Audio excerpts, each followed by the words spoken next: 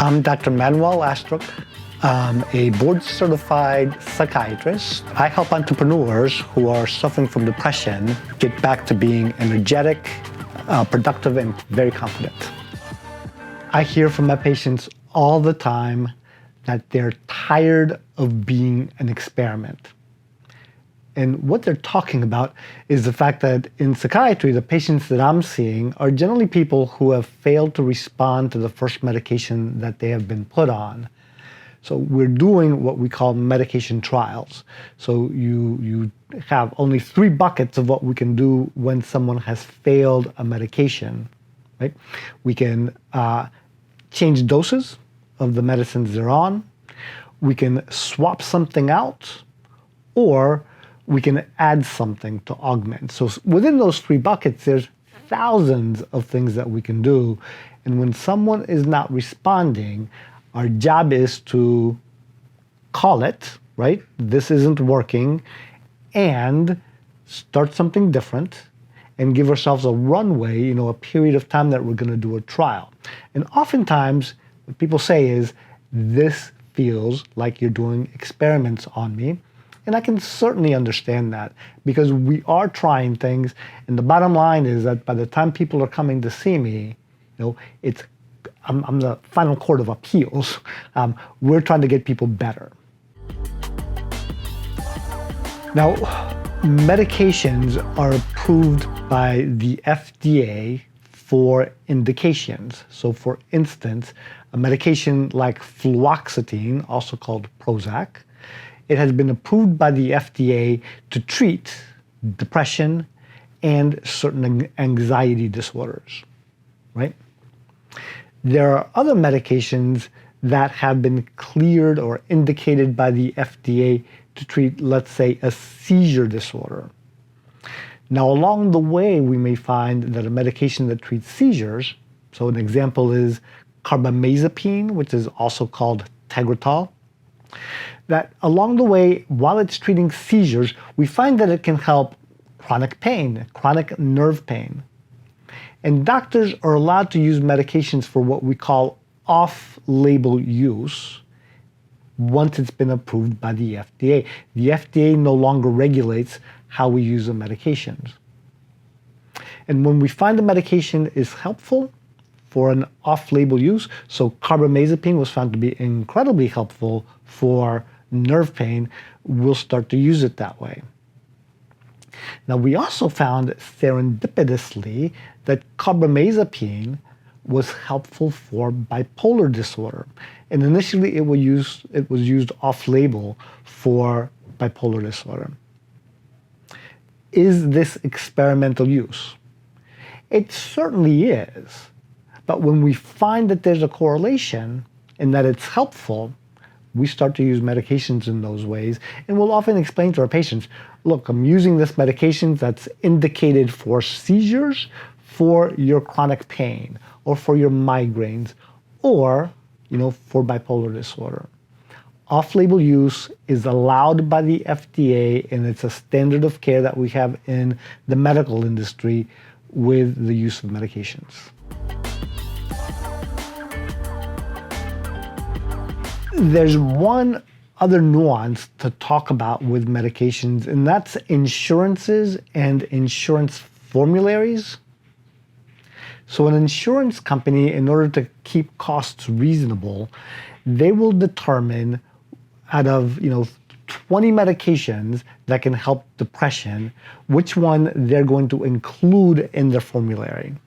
And they'll have tiers, tier 1, tier 2, tier 3, tier 4, in which they'll give a preferred status for medications that are, let's say, generics.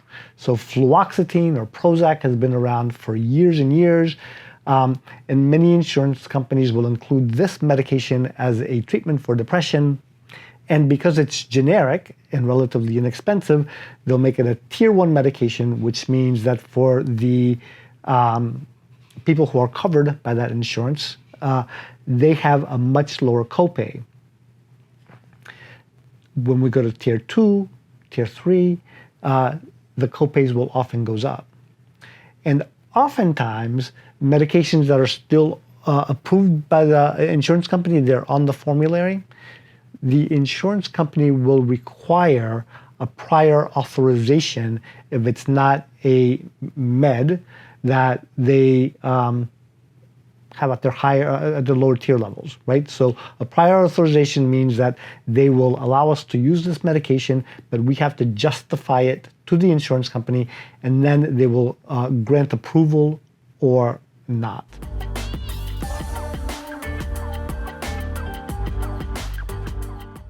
So why is this important? When I'm treating patients in my day-to-day practice and I need to add a medication, start a medication, change a medication, part of what I'm thinking about is, what medication is going to be working, what's effective, and, the discussion to be had with the patient in terms of, is this an FDA approved, or are we going to be using something off-label, which we do all the time? And then what is the insurance company going to approve? And, when we're talking about medication trials, we'll go oftentimes with the medications that the insurance will approve first and foremost.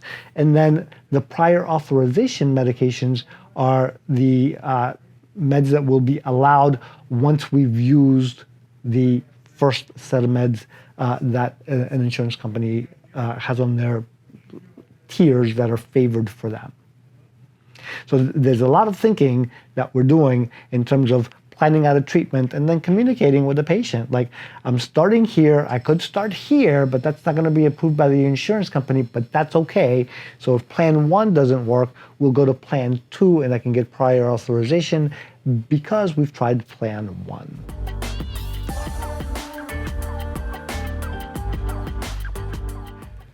I had a friend of mine come to me who knows that I'm doing transcranial magnetic stimulation. And what he told me was that his wife has recently gone into menopause. She's been diagnosed by her OBGYN as having menopause, and she's getting just a world of mental health symptoms: depression, anxiety, mood swings, irritability. And the going treatment for that has been hormone replacement therapy or antidepressants. And to date, neither of these treatments have been helpful for his wife.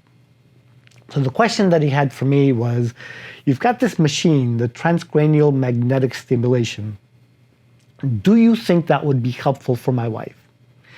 And here's a discussion, right? Number 1, it is off-label for mood symptoms that are related to menopause. So we would be using it off-label, according to the FDA. Number 2, your insurance company is unlikely to approve this because we're completely off-label for the indication that your wife's symptoms, are having, and what the insurance companies are going to consider a reasonable use of TMS. So off-label FDA, off-label for the insurance company. However, in terms of what I would be willing to do for his wife after this discussion is, if you are interested, the treatment is safe, and there is a chance that it could be helpful. It's not 100% chance, but for mood symptoms, I am certainly willing to do a little research, talk to the manufacturer of the machine, and because the treatment is safe, you've gone through other options, nothing seems to be working, I am certainly willing to put you into an evaluation for TMS, have a discussion with the clinical team from Brainsway, who are the manufacturers for the TMS machine that we use. And if everybody's lined up, I think it's a reasonable step that we can put into your wife's treatment.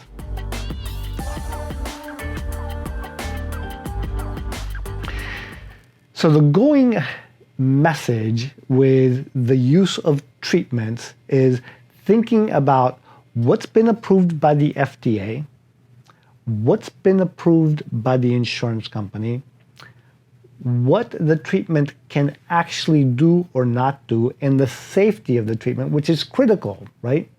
A treatment that's not safe or has a significant amount of risk, we're going to be much more reluctant to use. With transcranial magnetic stimulation, from a physical point of view, the risks are incredibly low. So for things that are off-label, so what are the sorts of things that I'm using transcranial magnetic stimulation completely off-label? An adolescent. TMS is not cleared for people who are under the age of 18.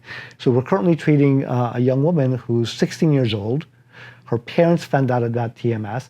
I've had a discussion with them. She's got a severe depression.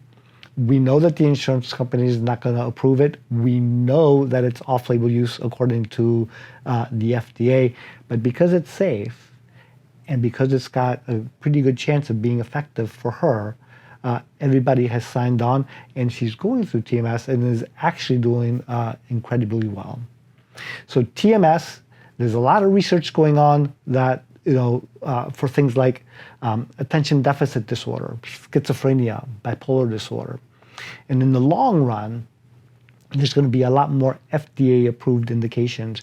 But for the time being, a discussion around will this work for me is well worth having.